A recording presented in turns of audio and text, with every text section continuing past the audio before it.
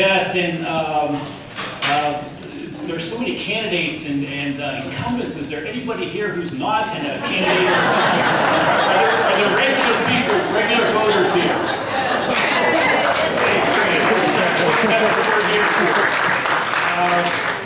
Tim O'Neill, the great Speaker of the House from Massachusetts, said all politics is local, but living here in Montgomery County, sometimes you think all politics is national. Everybody's so concerned about what's going on down in Congress, what's going down in the White House, but looking at this crowd tonight, maybe people are interested in local politics here in Montgomery County. So anyway, give yourself a round of applause.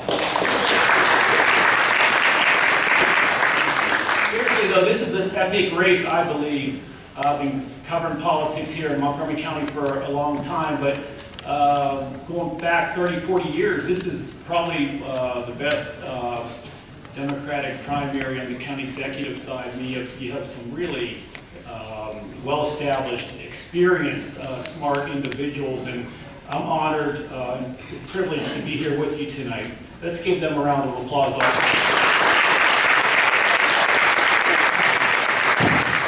So the format tonight, we're going to have short opening statements, 2 minutes. We're going to have questions. I came with some prepared questions, and then we're going to open it up to the audience. There's people collecting questions, and we're going to stop the collection, I think, at 7:30, and we're going to take some audience questions. The twist tonight, I think we're going to open it up to rebuttal and let the candidates go back and forth and see how that goes. And I'm going to throw in a surprise or two.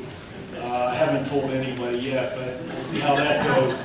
So anyway, let's move on to opening statements. I think Ike Leggett should have the final word for the close. So Ike, do you mind going first for the opening? We'll each take 2 minutes. We have 2 microphones, so candidates, you're going to have to share the microphones. Why don't we start with the openings? We'll go Ike Leggett, Duncan, then Phil Andrews. 2 minutes each.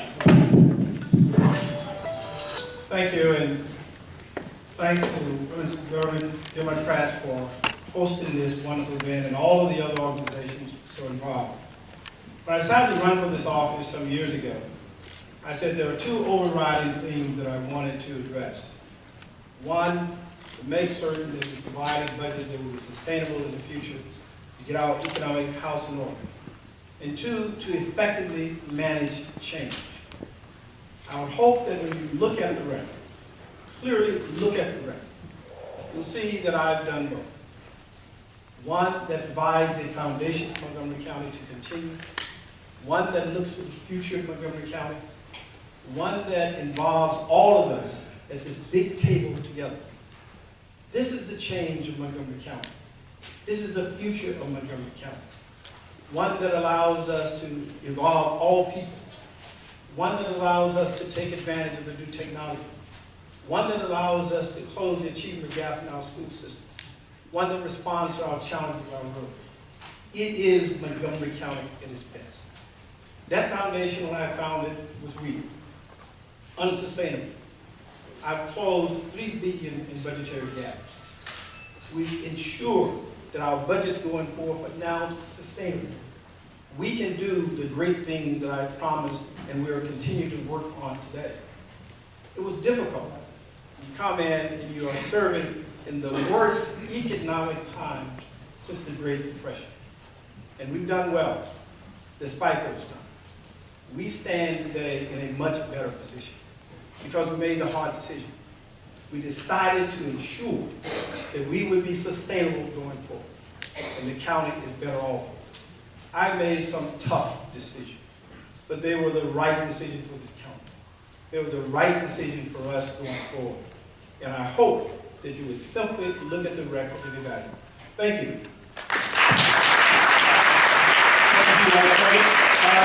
Just as an aside, we do have a timekeeper here. I'm not going to be too strict. We're all big boys here, but Carmela, my friend here in the front row, with 15 seconds left, she's going to hold up a yellow card and then a red card when time expired. Duncan. Great, Charles, thank you very much. Thank you to all the sponsoring organizations for tonight. It's wonderful to be here with so many great Democrats. This election is about the future of this county. This election is about who we're going to be 10, 20, 30 years from now. We have some real challenges in front of us. And I want to make sure that we're addressing those challenges the right way so that our future is as bright as the past is. And my top 3 priorities are schools, jobs, and effective county government. Our schools are facing tremendous pressure right now. They're terribly overcrowded. We have more students living in poverty than ever before. We have more students who don't speak English than ever before. The achievement gap is widening. We've got to make sure that every child in this county gets the education they deserve. Every child in this county has the ability to get a world-class education. To do that, you've got to invest in our schools. One way to do that is to get more money from Annapolis. Annapolis has taken us for granted. As county executive previously, I'm very proud that I was able to get hundreds of millions of dollars extra for the county back to us. And I'm looking forward to doing that again as the next county executive. The other way to do it is by growing the tax base, growing the jobs. Sadly, since last July, Montgomery County's lost 13,000 jobs. Worst in the state. Over 19,000 other people have quit looking for work because they've given up hope on finding a job. We've got to revamp our economic development policies, and I have a plan to do that by focusing on the innovation economy, making Montgomery County the business startup center in the region and in the state. And then the third area is effective county government. And the best example of how ineffective our county government is the Silver Spring Transit Center.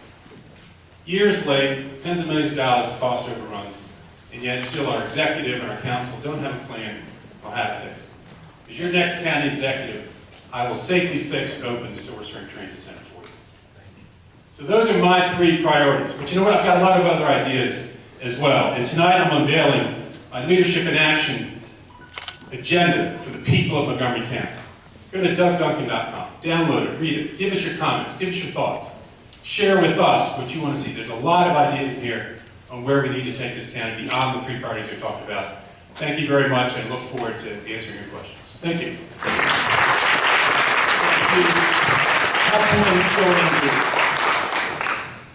Good evening, everyone. It's great to be here. Thank you for coming out. I'm Phil Andrews. I've had the honor of representing the District 3 on the County Council, which is the Gaithersburg-Rockville area, for the past 16 years, and I've worked on a lot of progressive causes over that time. I wrote the county's living wage law, wrote the county's smoke-free restaurant law, wrote the law that reformed our disability retirement system, which had been abused, wrote the law that expanded employment opportunities for people with disabilities, and I just introduced recently, with the support of all of my colleagues on the County Council, a bill that would establish the first public financing system for county elections in the Washington area, so that this will be the last election that isn't publicly financed. We can make history by passing this bill and setting that up for the future, and we need that, given what the Supreme Court has been doing to our campaign finance laws. Now, I come out of a background of working for progressive organizations. I worked for the League of Conservation Voters during the early 80s, working to stop the Reagan administration from decimating the environment. Was the executive director for 6 years of Common Cause Maryland, leading the fight for campaign reform. Managed the county's AmeriCorps National Service Program during the mid-90s. And in the last 16 years, I have represented and worked hard for people of this entire county. Now, if we're going to continue to support all the progressive things that we all value, we have to be more fiscally careful and sustainable, or we won't have the money for them. Because we are facing some difficult challenges. The state is shifting costs to us. The teacher's pension cost, $60 million, has required us, and with a rigid maintenance of effort law, to fund schools in a way that gives preferential treatment to that one agency at the expense of all of the programs, including other educational programs like libraries, like Montgomery College, like the universities of Maryland and Shady Grove. So we have to get our fiscal act together if we're going to maintain those progressive policies. If we want to get our competitive edge back, we've got to keep our taxes reasonable, we've got to compete much more effectively in Annapolis, and we have to spend more carefully. I'm the only candidate running that does not accept campaign funds from interest groups, from developers, PACs, etc. I ask for your support on June 24th. Thank you. Why don't we hold off on the applause? We don't need to applause every answer. Let's kind of hold off to the end, and otherwise we'll be here till, April, the tax day, April 15th. Let's go to the question part of the program, and as far as rebuttal candidates, I don't want you to repeat your answer. Try to distinguish your position from your opponent's position. Short rebuttal, not don't go on and on. And also, you could say, hey, I don't have any rebuttal. That's fine too. First question, Phil Andrews, we'll give it to you. We're going to talk about the budget. I think all of you touched on the budget in your opening. statement. When I was growing up, just kidding, that the streets were paved with gold here in Montgomery County, and they said that the coffers were filled with revenues. But it's a different time here in Montgomery County. The executive and council have had to close budget shortfalls over the last few years, some in the hundreds of millions, and some, I think there was even $1 billion shortfall that the executive and council had to close. Revenues for the county are not keeping up with expenses. If this trend continues, candidates, would you raise taxes, cut expenditures, 80% of which are wages for county employee workers, or recommend some other approach? Why don't we see how minute 15 works for the answers. Phil Andrews. Okay. Well, we're not the same county we were 30 years ago. I grew up about 3 miles north up the street, and we had a lot less poverty than we have in the county now. Our farms rate in the school system is about 34%, the free and reduced meal rate. So we have a lot more needs, and we have to be much more effective in advocating for them in Annapolis as well. In terms of the budget, we do have to make sure that we don't put too much money into salaries and benefits. Salaries and benefits drive our budget. That's 70% of our operating budget. It drives tax rates. I do not think the county should raise taxes further. I think taxes are high enough already, and I think we need to give some tax relief. I think we need to reduce the energy tax, another 10% of what the increase was in 2010, bring it back to what we said it would be. That's what Mr. Lake proposed in 2010. We need to do that. We need to give some property tax relief, because property tax rates have gone up 11% in the last 3 years. So it's not that Montgomery County is taxed too little. We have to spend money better. If we want to have the money for things like expanding library hours, which I proposed, so that all libraries are open on Sundays, so we can add school resource officers in our schools, so each high school has one, so we can protect the environment, purchase the land that we need, protect our open space. We have to spend money carefully in that way. So no, I don't think that we should keep piling on the taxpayers. I think we have to keep them here. Doug Duncan. This really comes down to our tax base and job growth. We are not competitive anymore with surrounding jurisdictions in this region. Since 2007, Montgomery County has added a little over 7,000 jobs. Fairfax has added close to 50,000 jobs. DC has added over 36,000 jobs. Anne Arundel County, Baltimore County, Prince George's County, Howard County all added more jobs than we have since then. We need to totally revamp the economic development. We need to grow the tax base so we can lessen the tax burden of people living and working in this county. And to do that, you've got to focus on town center growth, you've got to focus on technology growth, and you've got to focus on the innovation economy. We should be the business startup center here in Montgomery County. We've got the resources to do that. We should not be closing the Shady Grove Biotech Incubator, evicting 38 companies out of that and turning it into a federal installation for cybersecurity. We can do cybersecurity, we can do bio, we should be doing both, not one at the expense of the other. We just sent a message to the entire life sciences community around the world that Montgomery County is not interested in your startups here. That everyone else is expanding startup capabilities. We need to do that here in Montgomery County to grow the tax base, to lessen the tax burden. Ike Leggett. The job growth for Montgomery County the last 3 years is 5.2% growth. Fairfax County at 3.7%. The District of Columbia at 3.5%. We've actually grown jobs in Montgomery County. The highest in the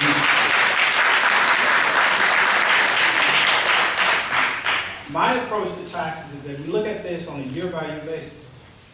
I would not make any promises that I would reduce taxes automatically, nor am I making promises that I would increase them automatically. What you heard before is a recipe for potential challenges here for us. Keep in mind what is stated, that we will reduce further employee benefit. Keep in mind that I've eliminated 10% of the entire workforce, eliminated COLAs for 3 years, eliminated the adjustments for merit pay for 3 years, reduced payments for medicine, for retirement, all of those things. The average employee, if you look at it for the last 7 years, has probably received less than 2% increase over a 7 or 8 year period. Therefore, there's not a great deal that you're going to get as it relates to employee benefits without decimating our employees. And then to call for a tax cut on top of that would mean it would devastate our budgets at a level that you cannot needlessly accept here in Montgomery County. Calling for a reduction of the energy tax and further tax relief when a percentage of Thank you. taxes paid by Thank employees in Montgomery County is down by 10%. Thank you. Let's go to rebuttal. Who wants to rebuttal first? Phil Andrews. All right.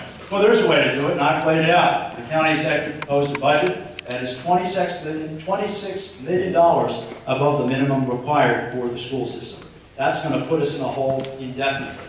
We should stay at the maintenance of effort level. That will save $26 million. And we should reduce the very large salary increases that have been proposed that are 6 3/4 to 9 3/4%, a second year of those increases. Reduce them and have them be 3 to 5%, you save $14 million. That's $40 million. And that's how I would pay for reducing the energy tax by 10%, which costs $11.4 million, 10% of that increase in 2010. Reduce the property tax by another percent, that's $16 million. And then put the remaining money in infrastructure repair, put $10 million into that, and $1 million into expanding the libraries, and $1 million into adding police officers. That's how you pay for it, and that costs the same amount of money. Thank you. Anybody else? Yeah, I want Montgomery County to be the economic engine for the state of Maryland. It was when I was county executive before. It needs to be that again. We need to grow the job base in this county. And I don't know where Mr. Leggett got his figures from, but I got mine from the Bureau of Labor Statistics under the Department of Labor. I'll take Tom Perez, who's a great Montgomery County Democrat, United States Secretary of Labor. I'll take his word for what's happening with jobs in Montgomery County over someone else. Thank you. Let's keep with the applause. I'll promise, at the end of the questions, I'll let everybody stand up and applause, but I collect it. Well, if you want a school system that would automatically stay at MOE indefinitely, then this school system would not be the top in the country. If you want a school system that's going to respond to the challenges of closing the achievement gap, then you're going to have to spend over and above MOE. If our recipe is to go in that direction, then you're going to materially affect our school system. Our recipe is not to have a lower system by standard MOE. We have been at MOE for the last 5 years. The school system has grown. We have more challenges. You heard the very same candidates earlier talk about closing the achievement gap. And we're going to do so by staying at MOE in perpetuity? No, that will not work. You need more than that. And I'm not going to promise that I would go above it, but I would certainly keep it on the table and we'll deal with it on a year-by-year basis. Staying at MOE is a recipe for disaster, and that's what you're going to do in perpetuity. Let's move on to a question about MOE. That's kind of a complicated subject. It's what they call the maintenance of effort. It's the school formula, the state school formula for funding schools here in Montgomery County and all the counties. Second question, why don't we start with Doug Duncan. Let's talk about the school budget. The county school budget makes up roughly about 50% of the entire $5 billion county budget, and it is tied to a state funding formula called maintenance of effort, also known as MOE. The county is only obligated to fund a base or floor amount of the MOE, but the last few years the county school superintendent has been requesting the county executive and county council to exceed the minimum amount of the MOE funding to help, for example, close the achievement gap here in Montgomery County schools. If more than the base amount is funded, then some other part of the county budget will generally receive less funding. What would your approach be, Mr. Duncan, to funding more than the floor amount of maintenance of effort? Well, once again, Montgomery County needs to be the economic engine for the state of Maryland. We need true job growth that's going to take us into the future. I want our schools to be the best schools in this country.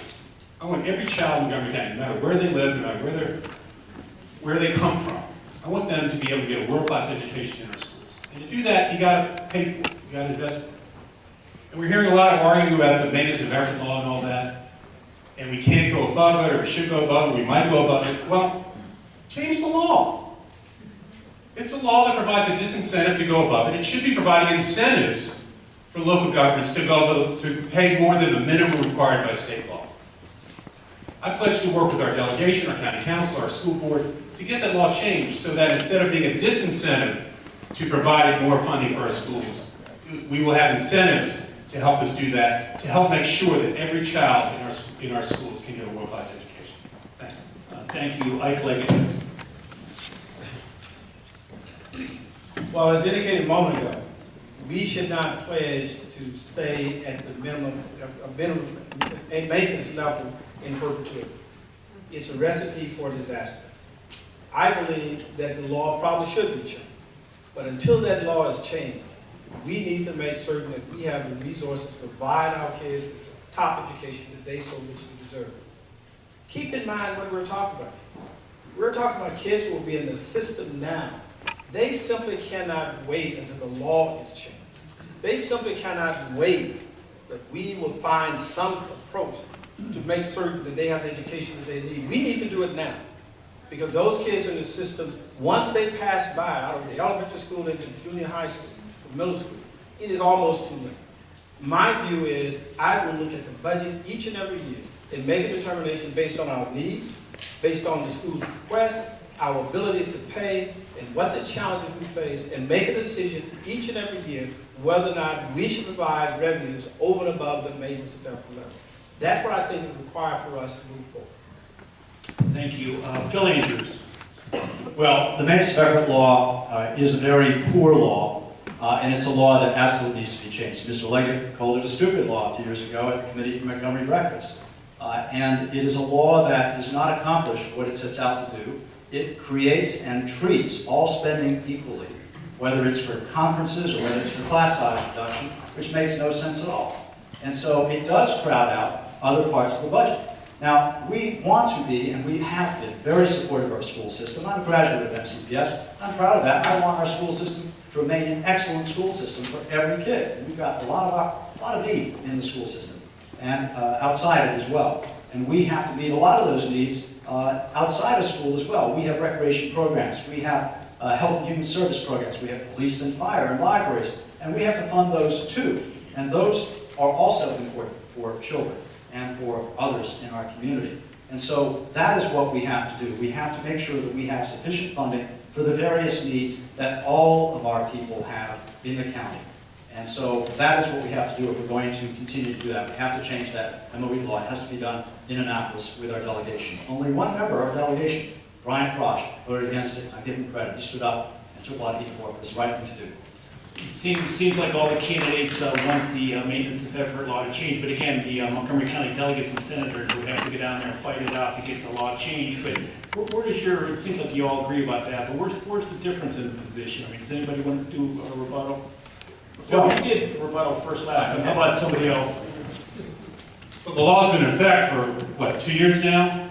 And I haven't seen any action from our county council, county executive to get it changed.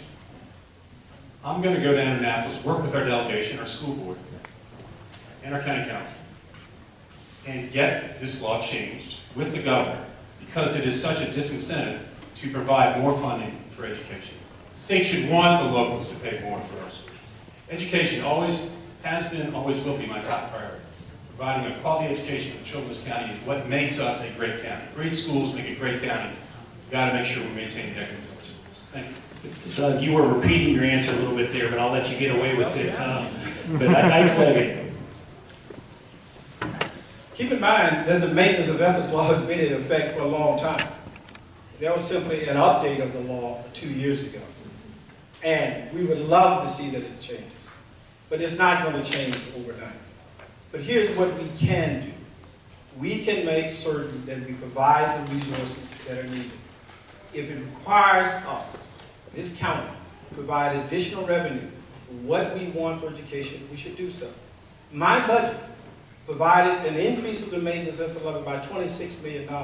It also provided for an increase of additional police force as well, and funded virtually all of the other things that we've argued for a number of years. And it provides for an 8.4% cash reserve, the highest in the county's history, all in the budget that we provided. Increase the maintenance of it, increase police, increase library, increase recreation, increase for seniors. And at the end of that, you have an 8.4% cash reserve. That's the current budget of Montgomery County today. Okay, remember, rebuttal is to take on somebody else's answer, not repeat your own answer. But go ahead, Phil Andrews. All right, well, I'll do that. Mr. Leggett's proposal puts the county in a fiscal straitjacket because it means that every budget going forward is going to have to be at least $26 million more for MCPS than this year, even though that was not required. And I hope that someday we will be able to go above MOE again. I would support that when the law is changed. But until the law is changed, it's fiscally irresponsible to go above it because it locks taxpayers and the county into an extremely rigid situation, which limits our ability to manage change and to react when things go bad, as they will again at some point. We haven't repealed the business cycle. So we need that flexibility. It's an extreme law. It shouldn't have been passed, and we need to get it repealed. Until it's repealed, we need to stay at maintenance of effort. Okay, let's move on to another question. Let's give this one to Ike Leggett first. And the Washington Post recently ran an editorial. By the way, I see Bill Turk, a big fan of yours, Bill. Washington Post reporter, covers the Montgomery County politics. Take it back. But anyway, we're talking about the Washington Post editorial board here. We hear a lot of back and forth up here in front already.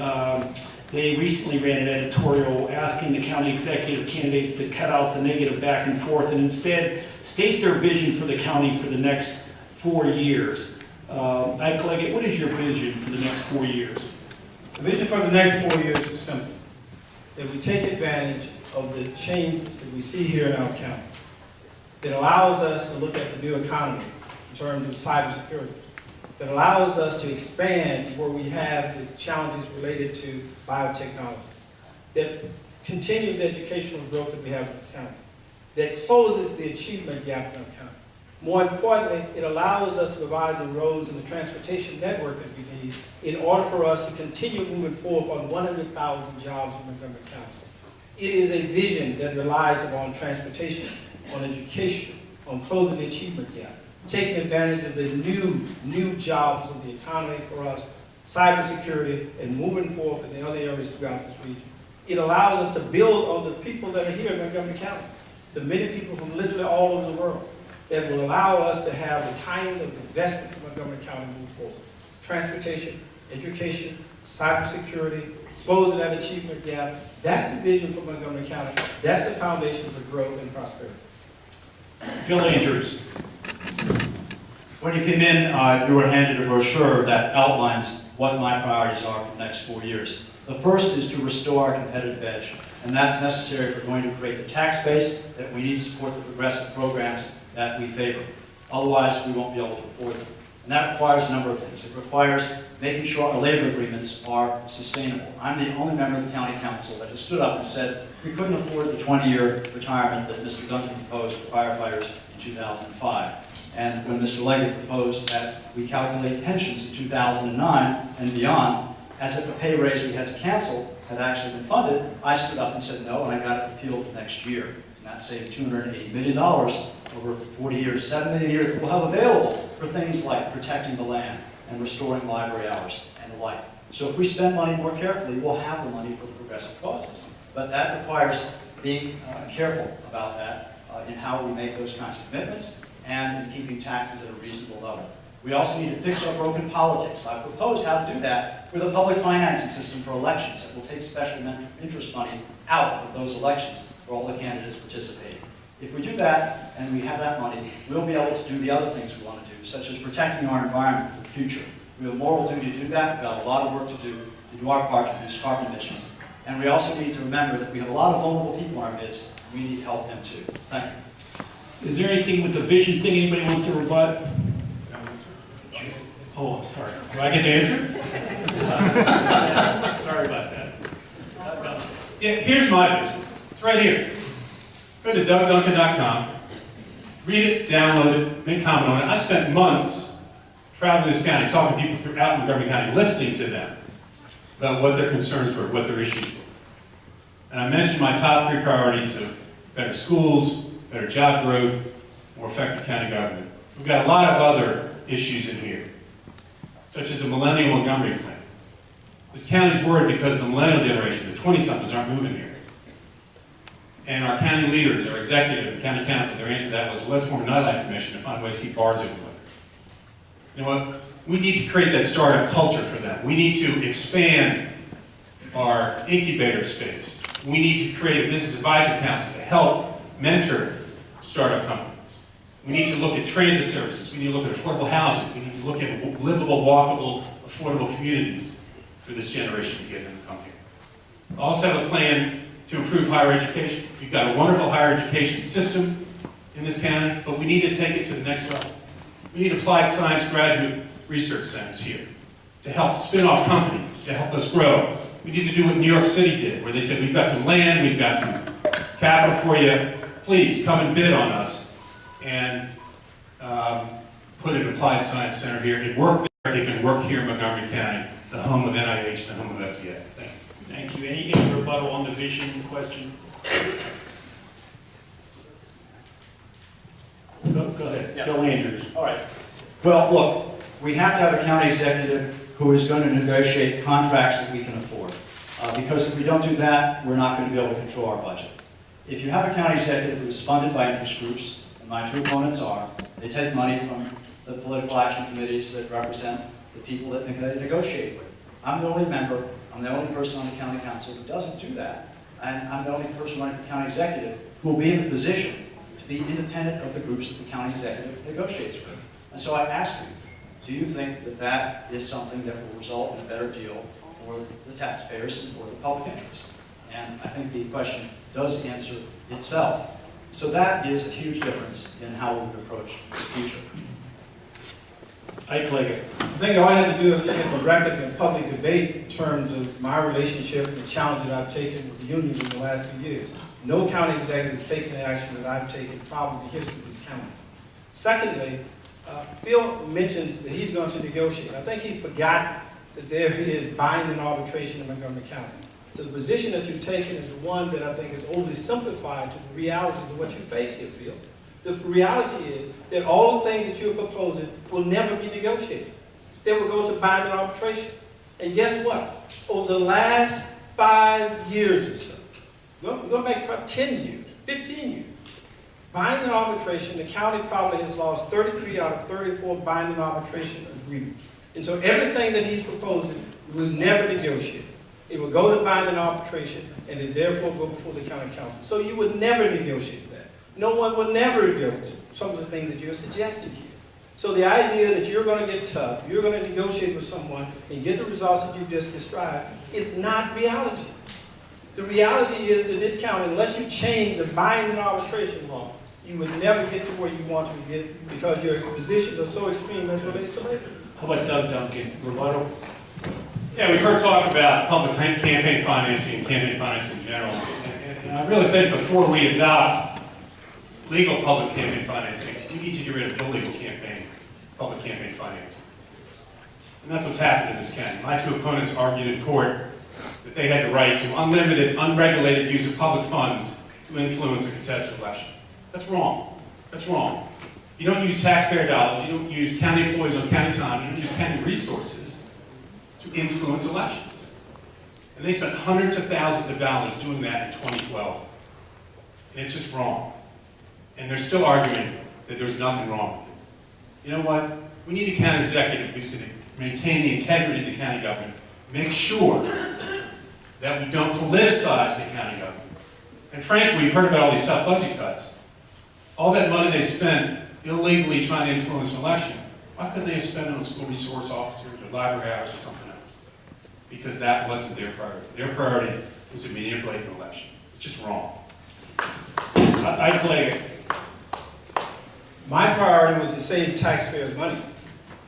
When you have the challenges we're talking about, and the piece that you see out there is being circulated by the person who wrote and testified on behalf of the FOP in Winston County.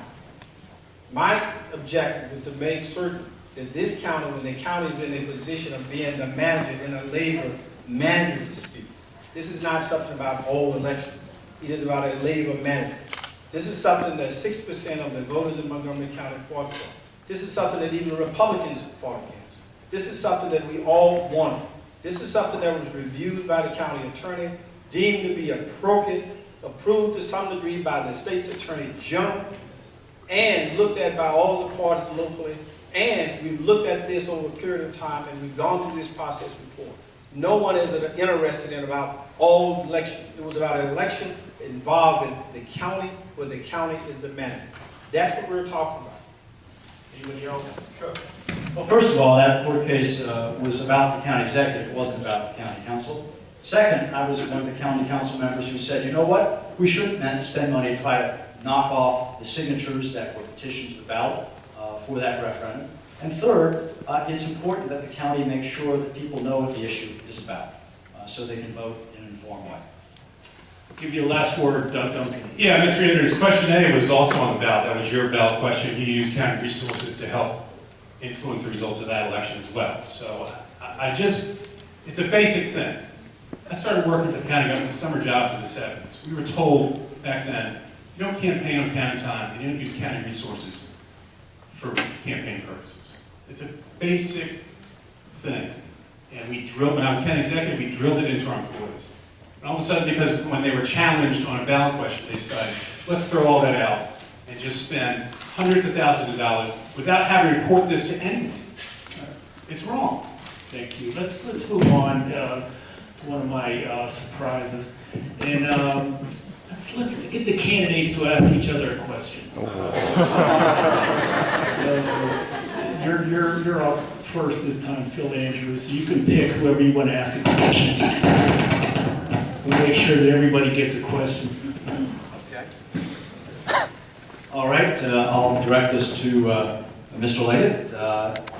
So, Mr. Leggett, what were you thinking when you agreed to that deal in 2009 to calculate future pensions as if a pay raise that we had to cancel in 2009 because it was unaffordable had actually been paid? This was the family COLA issue. It came over. I led the effort to repeal it the following year. You ended up supporting that effort to repeal it, but why did you propose it and agree to it in the first place? Because we were trying to stay out of buying and arbitration.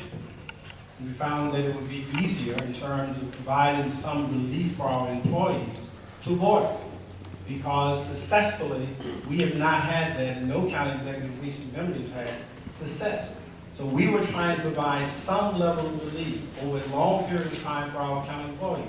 Keep in mind that I eliminated COLA, I eliminated 10% of the workforce, I reduced their retirement, I reduced their health contribution. We have done all of those things. We had decimated the county employees to some degree in terms of the impact. So we were trying to find innovative, creative ways in order to provide relief for them and stay out of buying and arbitration. Those are the kinds of decisions that the county executive is forced to make. And that was the one that I thought, and believe it or not, still today, think was the right one.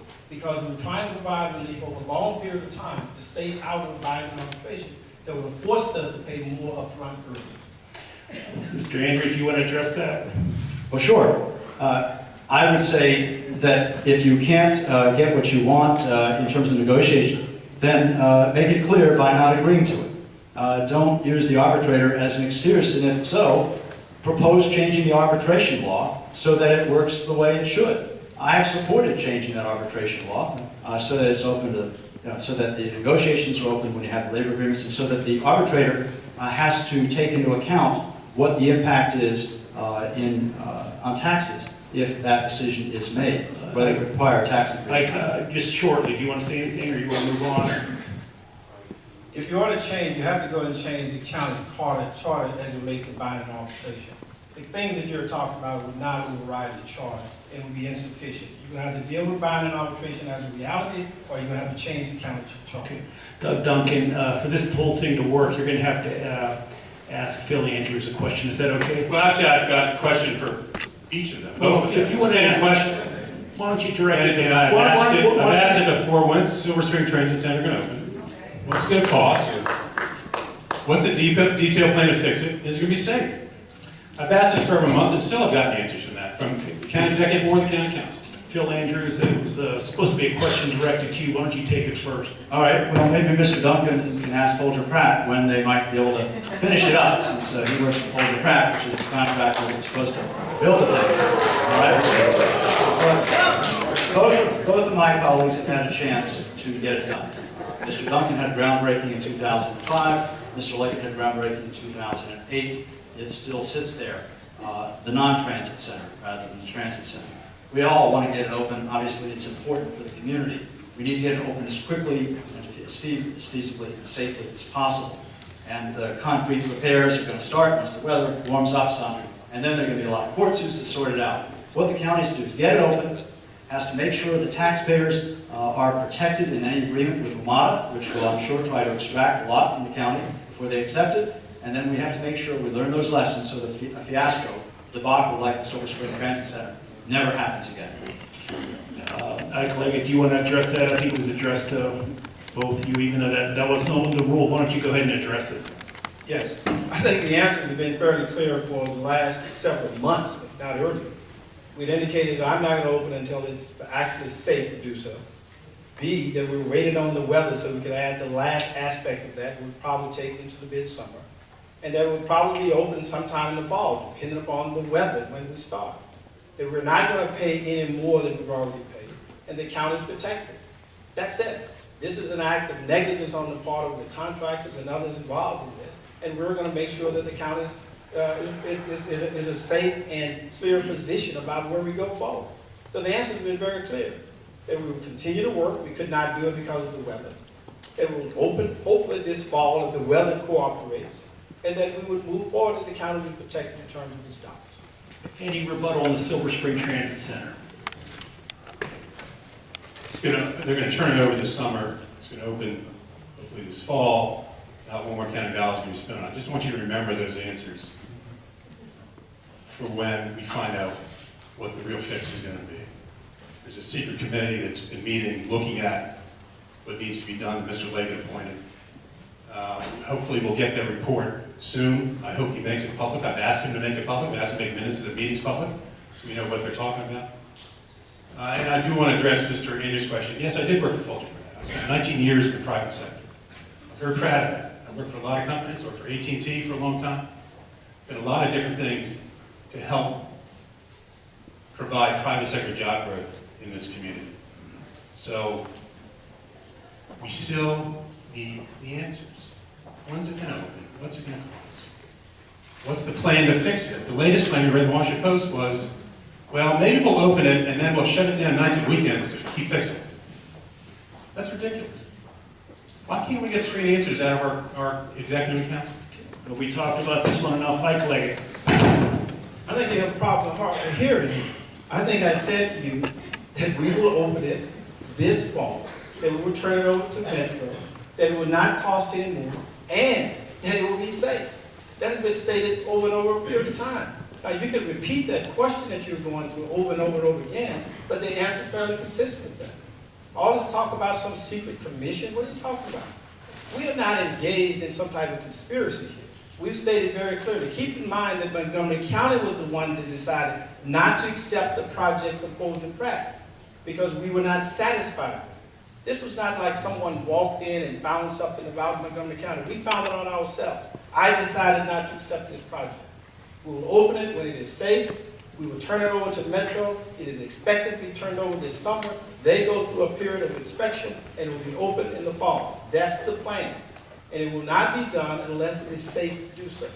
I don't know how many times I have to say that so that you fully understand that. There's no conspiracy about it. Phil,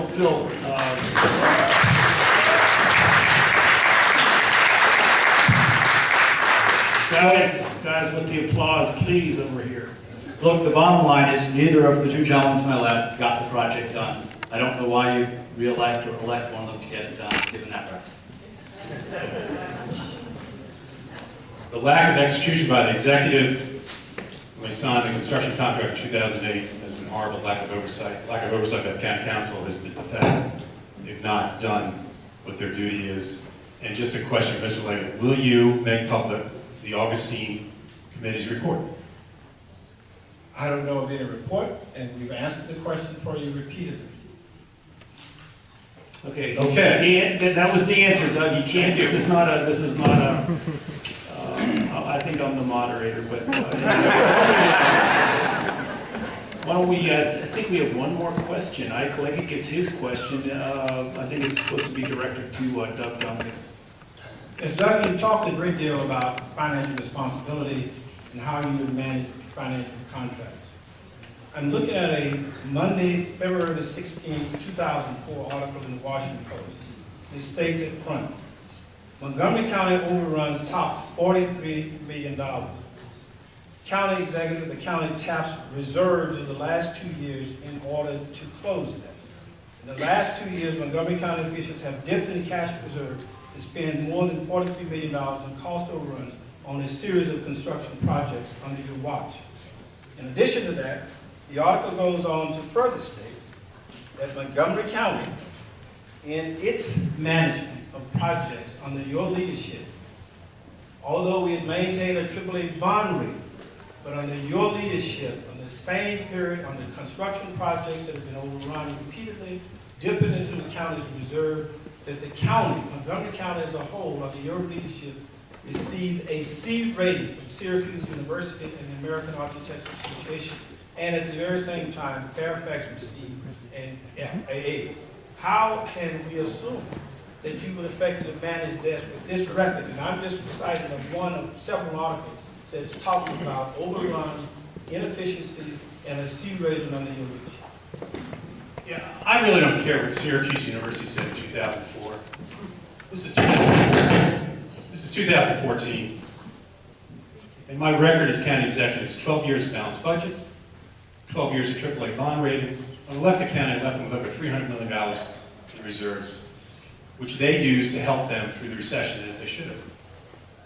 So I'm very proud of that because we were able to grow jobs. We were able to make Montgomery County the economic engine for the state of Maryland. We grew the tax base. That's what we need to do again. We need to quit talking about raising taxes and cutting services. We need to talk about growing the tax base, growing jobs, and lessening the tax burden on the people of this county. Thank you. Well, I'm sure we got an answer for that. And he just mentioned a moment ago that he left with $300 million reserve. That's not true. He projected a $300 million reserve, then spent 14.2% in his last year. Your end reserve was $110 million, down from the required $300 million required. At the very same time, you had debts owed that were $160 million. I said before that the county was broke and getting broker. Based on this analysis, the official analysis, we were broke. You started by projecting $300 million, which is required. You ended up with $110 million in debts of $160 million. That's the budget, that's the record, that's the fact. Yeah, when they did the financial report for 2007, there was over $319 million in the reserves for the county. That's the record. That's the fact. 12 years of balanced budgets, 12 years of AAA bond ratings, enormous investments in our schools, all-day kindergarten, reduced class size, increased reading, Strathmore Concert Hall, Glen Echo Park. Look at what we were able to do together in this county during that time. Thank you. Okay?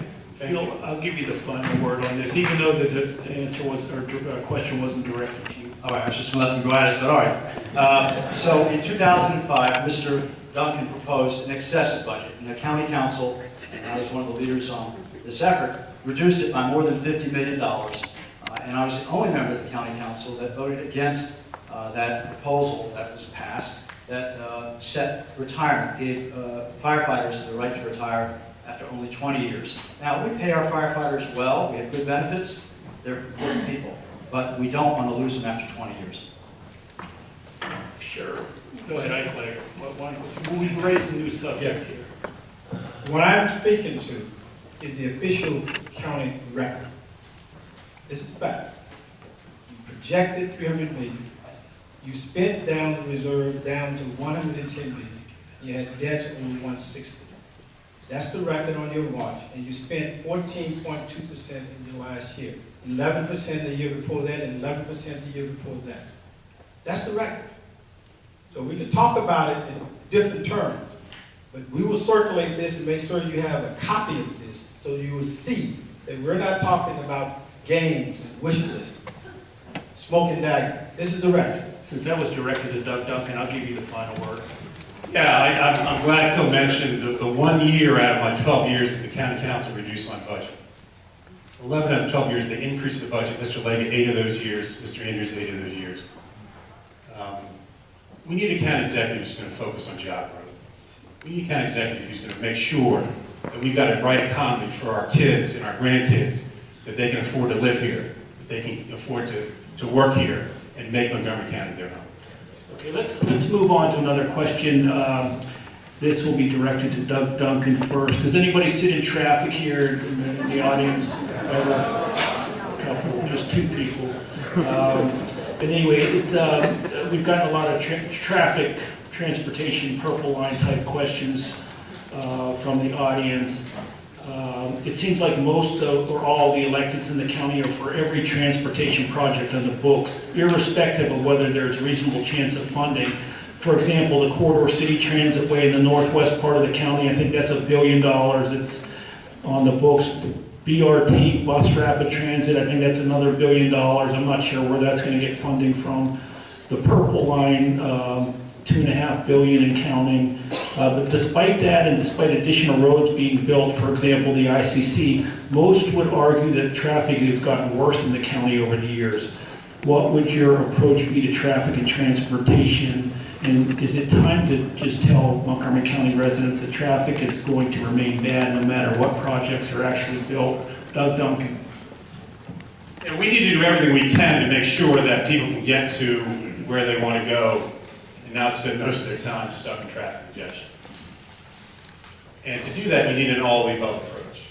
We need the Purple Line. We need the CCT. We need the BRT. I'd like to see us start sort of in the Whiteland area, and the CCT will be the BRT as well, as a way to test it, to see how it works, to see what best practices are before we start looking at expanding it into other areas. But you know, we need other things too. We need express lanes up 270. We need express lanes up 270 to relieve the traffic congestion that people are stuck with every day of the week. And you do that through a public-private partnership where the private sector comes in, pays the money, gets it built, as they did in Northern Virginia. And the other thing we need to do is we need more hyperbiker trails. I've got a Cycle Montgomery plan in my Leadership in Action plan that talks about saying how many miles of dedicated cycle lanes are we going to put together each year. We're going to come up with a plan and do that each year to help provide the millennials, to help provide others with options to getting in a car, getting in transit. We're going to make it much safer and easier and more convenient for people to use bicycles. Thanks. Ike Leggett. Well, you may recall when I was running for office several years ago, for the first time, I said that the state needed a gasoline tax increase. And I was criticized quite heavily by saying that. But it was the right thing to do. Today, we have a better option than we've had in the last 20 years to move our transportation initiatives along.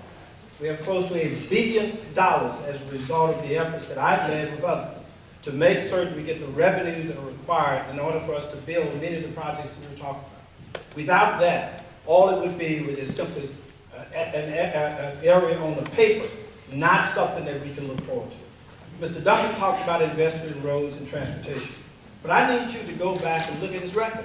In his record was dismal in terms of transportation and roads and improvements in the county, the things that impact most of us. In my 7 years thus far, I've increased 60% more for roads. He only spent about $17 million for the roads, arterial roads and primary roads in Montgomery County. We've increased that by a whopping 676%. 676% increase for roads in Montgomery County that were not built before, because we did not pay attention to the roads in Montgomery County, and we've done so in a much more aggressive way in the last 6 years. Phil Andrews. We've got to do 5 things. One, we've got to build transit. Purple Line needs to be built. I'm glad it's going forward. I supported it since I first ran for the council 20 years ago. The Corridor City's Transitway, very important transit project for the Up County, and BRT, Bus Rapid Transit, will help use our road capacity as efficiently as possible, and that's going to move forward, although that will probably go after the other 2. Second, we need to use road capacity better. We've got a huge highway called the ICC that's pretty much underused.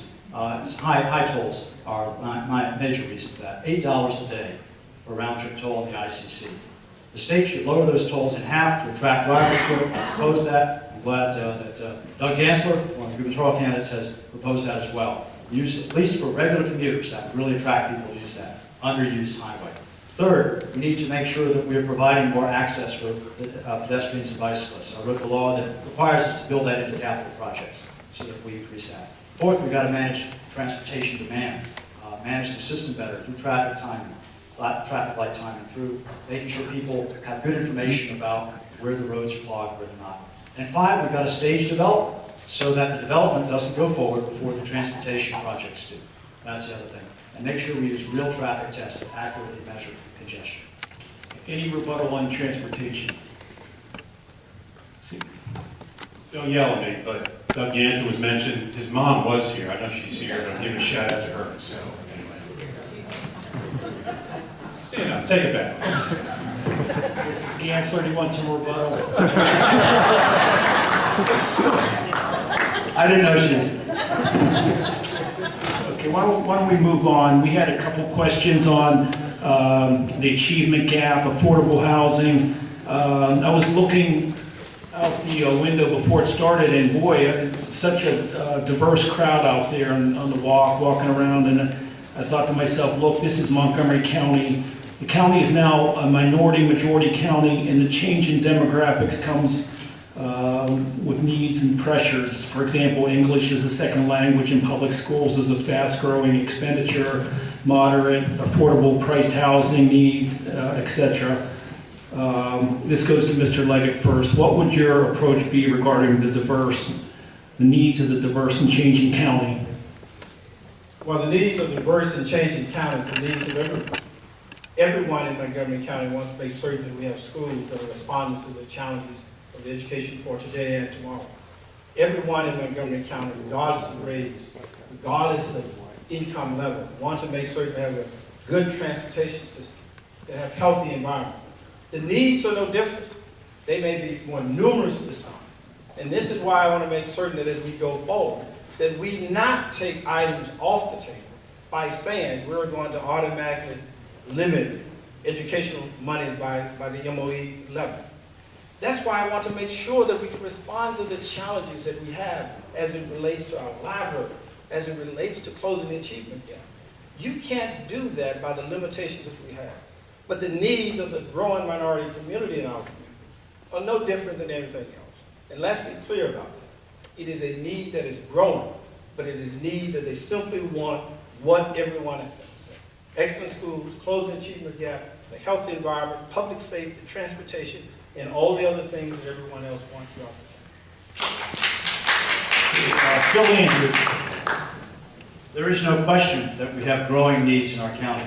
The poverty rate has increased steadily, about 1% a year, as measured by the free and reduced meal rate system in schools, which is now at about 34%. It used to be 5% in the mid-70s. So that is a huge challenge that we face. Now, under the Maintenance of Effort Law, school funding does go up as students are added. So the school system is scheduled to get an increase in funding of over $50 million this year if we stay at Maintenance of Effort.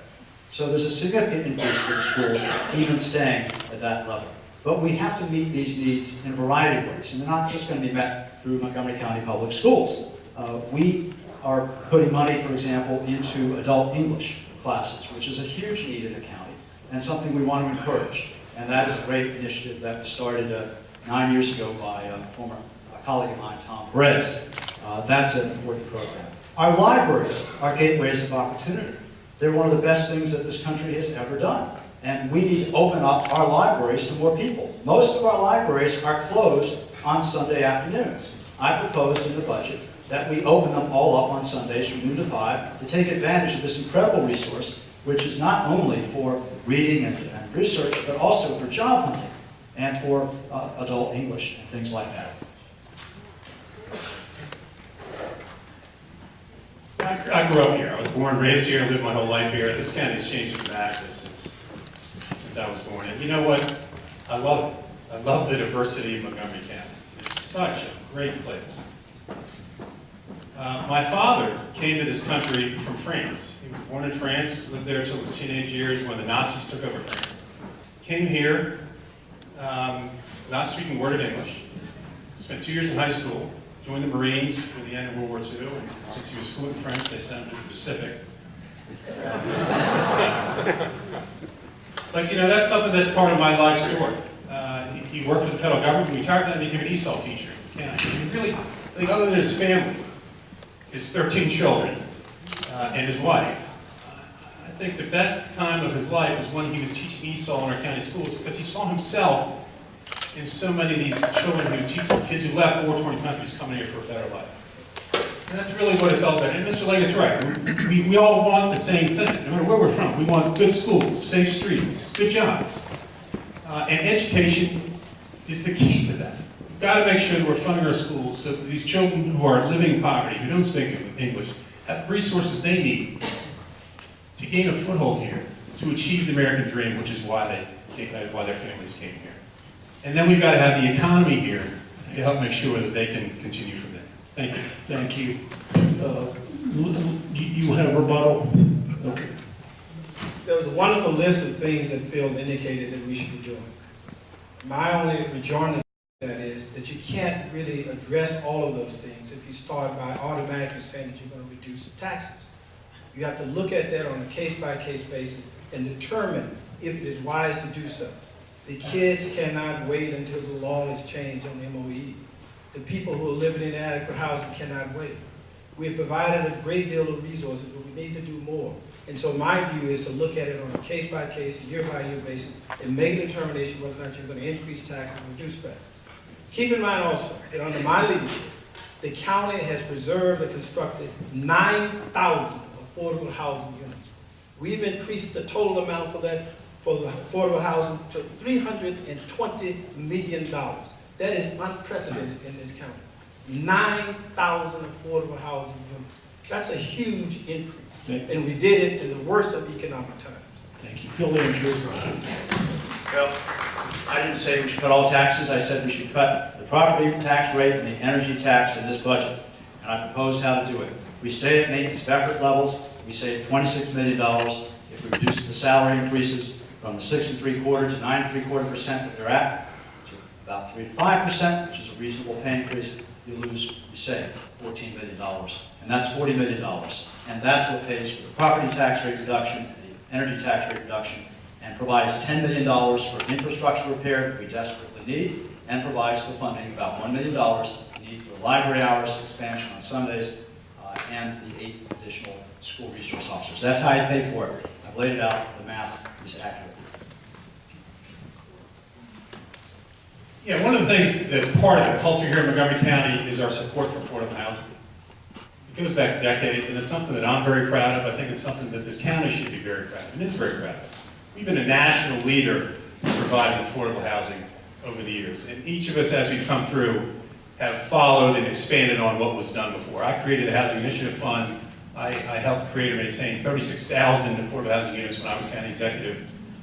The county has continued that afterwards. We got to find more ways, as we're running out of room sort of to build housing for the MPDU program. We've got to find ways to increase supply.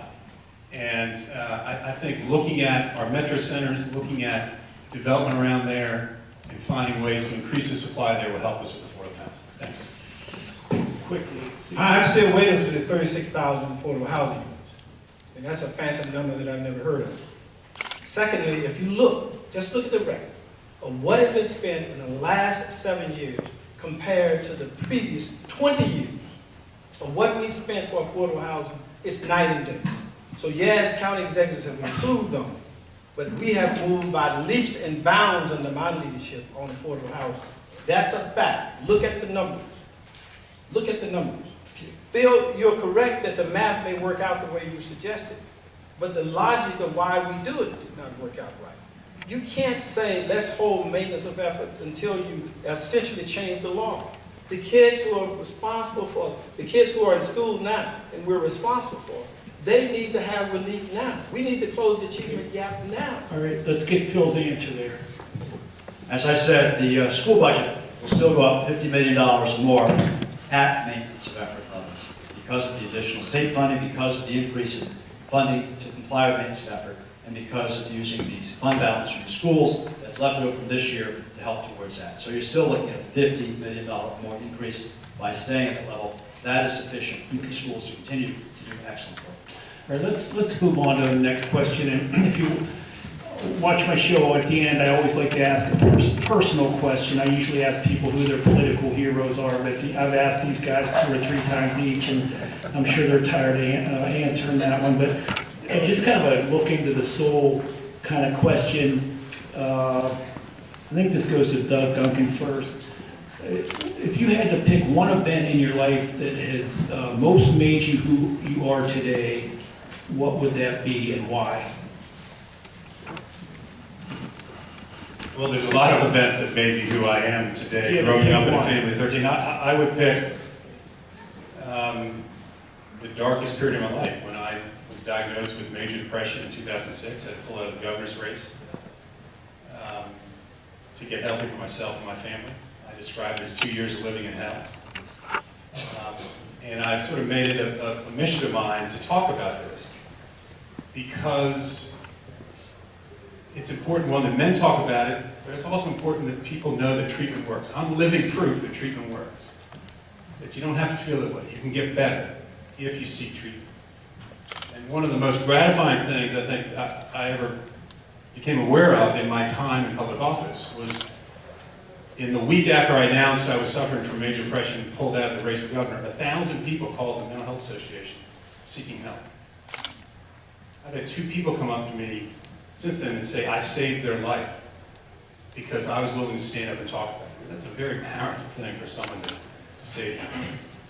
So my public service announcement for the night is, if you're suffering from depression or you know someone who is, please seek treatment. Please get help because it works and you don't have to feel that way.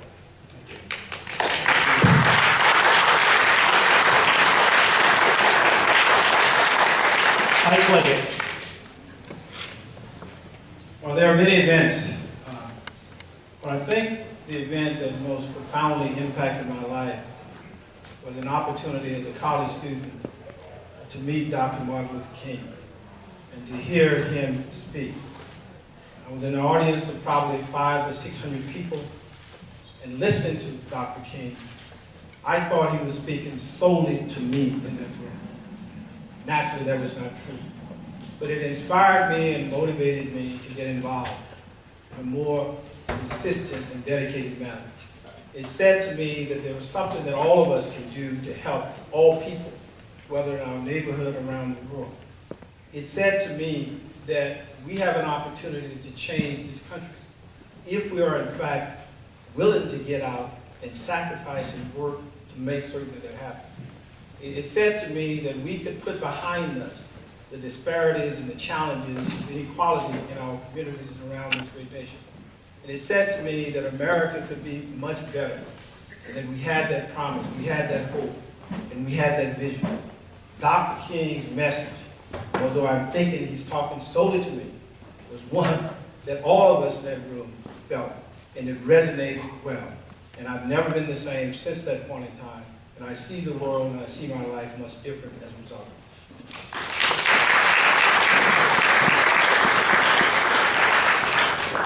Well, really, that occurred in this area. I grew up about 3 miles north here on Pliers Mill Road, and I was a Washington Post newspaper carrier for 6 years, including during Watergate. And so the first thing I saw every morning for a couple of years was something about corruption. And it sunk in. It sunk in that, this is not something that can be acceptable, and it was shocking.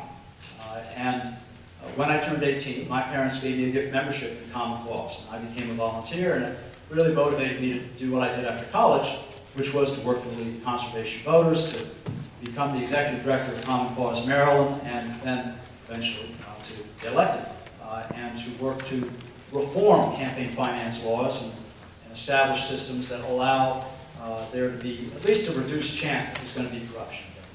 So that really was the thing that affected me most when I was growing up, was something that really shocked the nation and exposed the need for good people to go into politics and government and to be honest.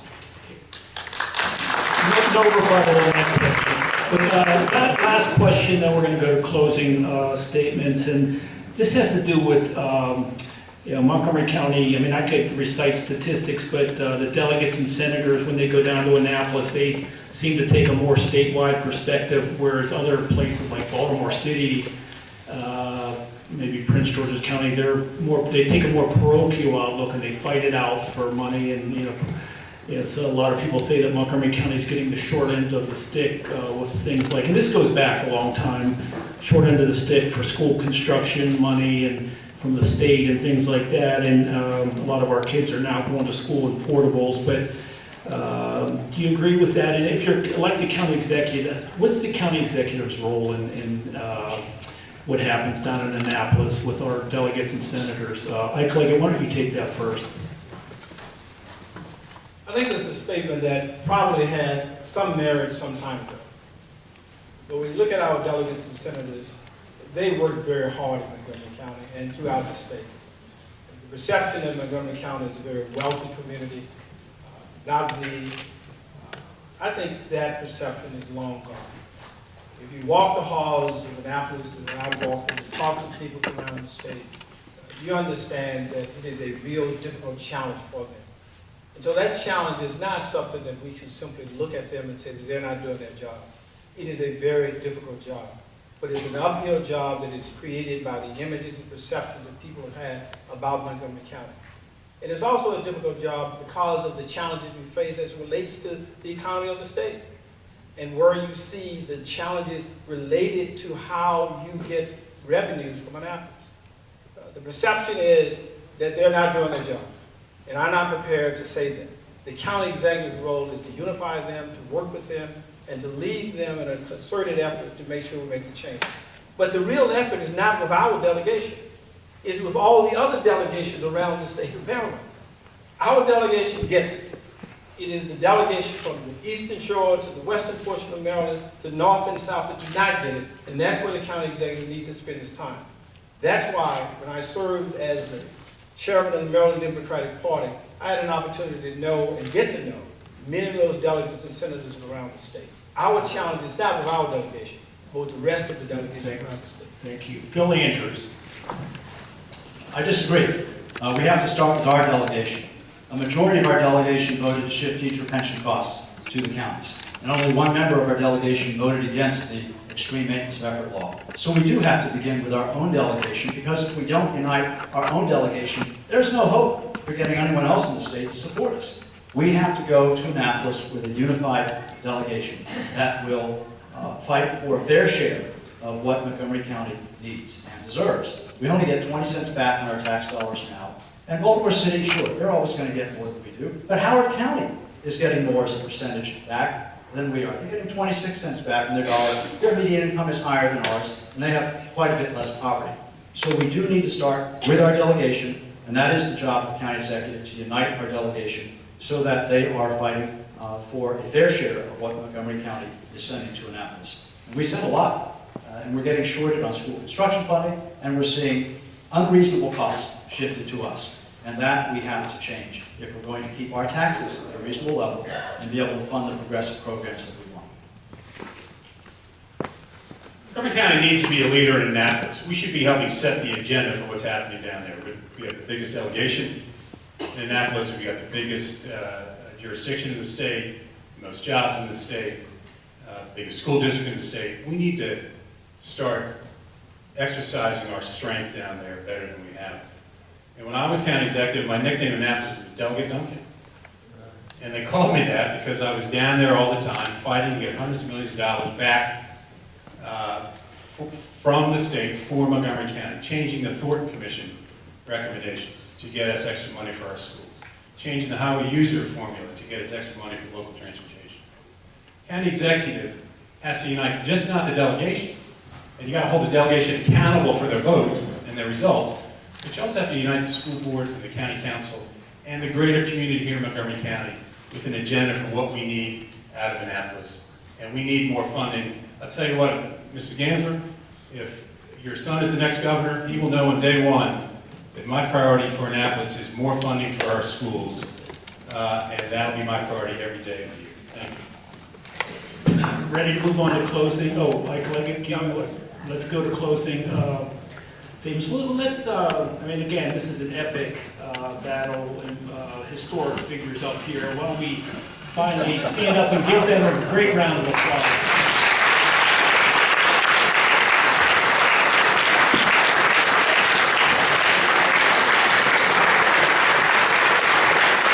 Let's move on We're gonna, let's see, take 2 minutes each, and then I think Beth Tomasello's you're gonna say some final remarks. Okay.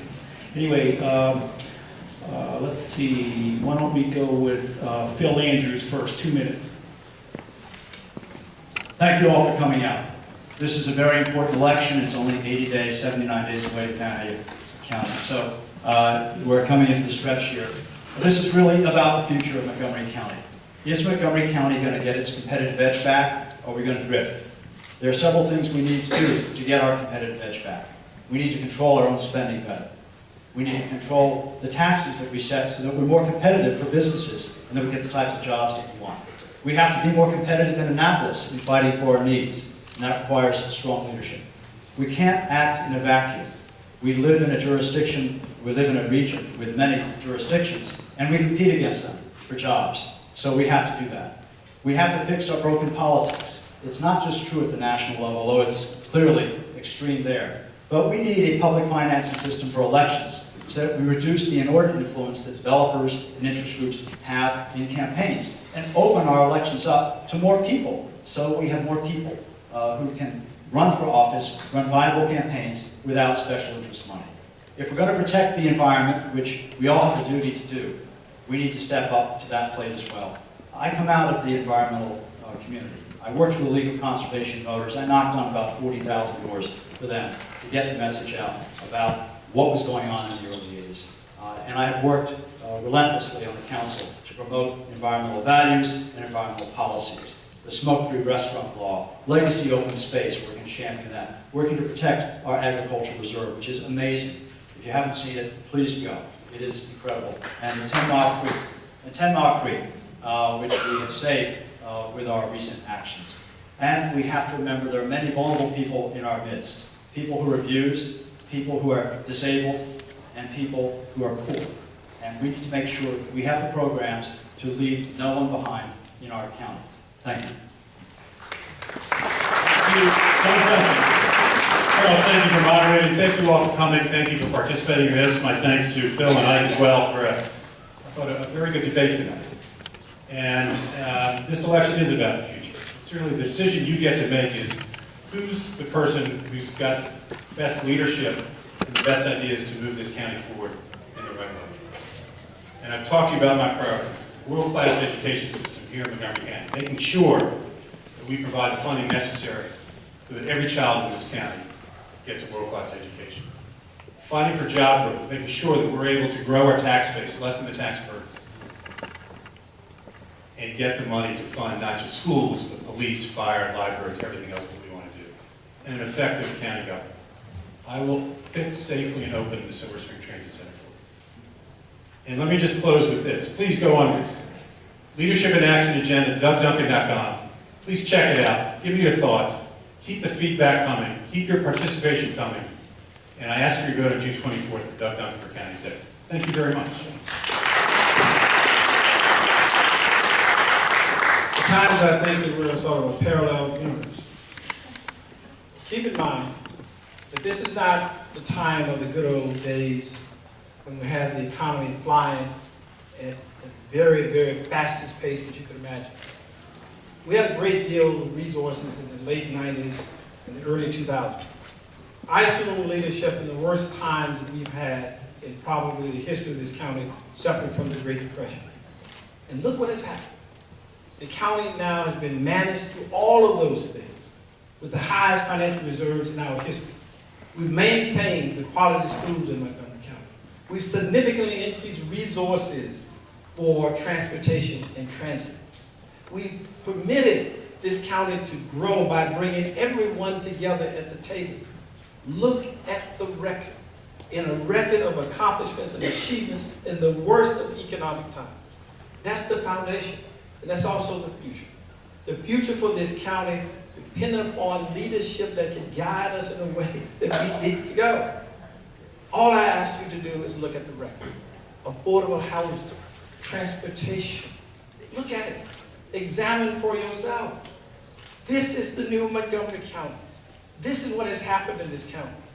And I've led us through these difficult, tough times when no other county executive has taken the kind of action that I've taken to put this county on the right course. All I ask you to do is to please look at the record and compare the accomplishment under my administration, and keep in mind, under the worst of economic times, and you'll see that I deserve your support and your vote, and I ask for your support. And thank you for coming out tonight. Thank you very much.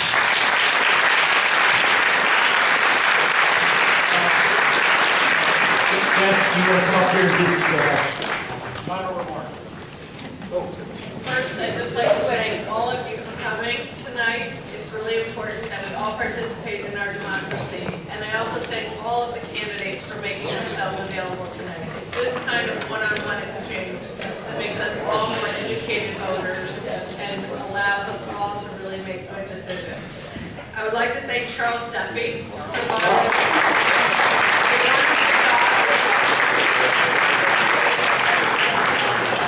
Thank you so much. And I'd just like to remind all of you, or maybe you're hearing it for the first time, but please join the Women's Democratic Club for a gubernatorial forum among 3 of the Democratic candidates for governor, Lieutenant Governor Anthony Brown, Attorney General Doug Gansler, and Delegate Heather Mazier on Wednesday, April 30th at 7 p.m. right here at the Silver Spring Civic Center. So we thank you all, candidates, Charles, and all of you voters for coming tonight. What was it, Montgomery World or something? Oh, yeah. When I first found out that your dad was running